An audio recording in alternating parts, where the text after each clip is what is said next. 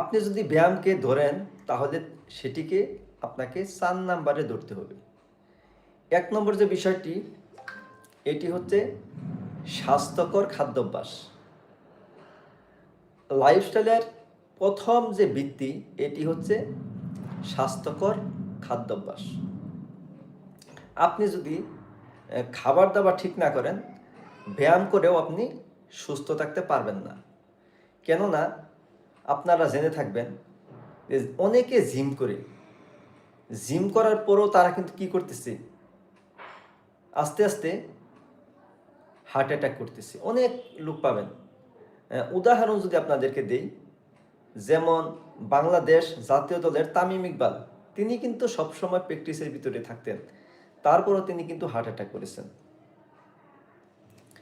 তাহলে শুধু ব্যায়াম করলেই হবে না, ব্যায়ামের পাশাপাশি আমাদেরকে খাবার দাবারগুলো অবশ্যই ঠিক রাখতে হবে। এখন কোন খাবার